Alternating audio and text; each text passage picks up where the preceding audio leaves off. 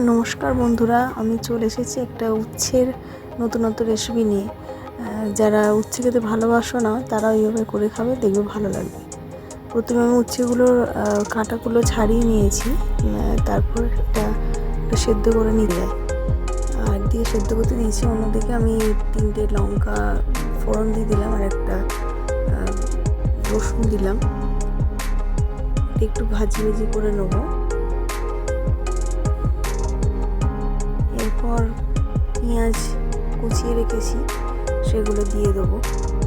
দিয়ে সেগুলো একটু ভালো করে একটু ভেজে নেবো আর কি। এটা গরম ভাতে, এই রেসিপিটা খুব সুন্দর, গরম ভাতে বা রুটির সাথেও ভালো লাগবে।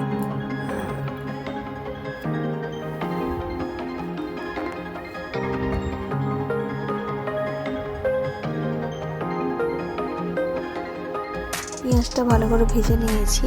এবার কয়েকটা আলু সেদ্ধ করে রেখেছিলাম, আর ওই লঙ্কা রসুন আর পেঁয়াজটা দিয়ে ভালো করে মেখে নেব। পুরোটাই আলু দিয়ে সব মেখে নেব।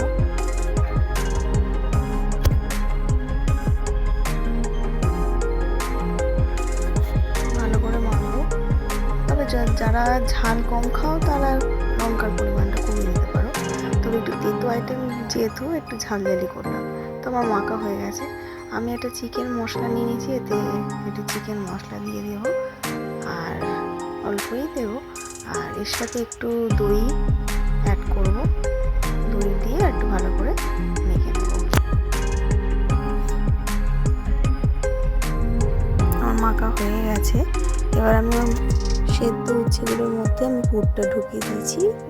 এবার অল্প আছে, আস্তে আস্তে ভেজে নিতে হবে। ভাজা হয়ে গেলেই মোটামুটি এবার রেডি প্রায়। ভালো করে ভেজে নিয়ে টক দই নুন চিনি দিয়ে ফেটিয়ে এর উপর দিয়ে দিয়েছি। Thank you for watching.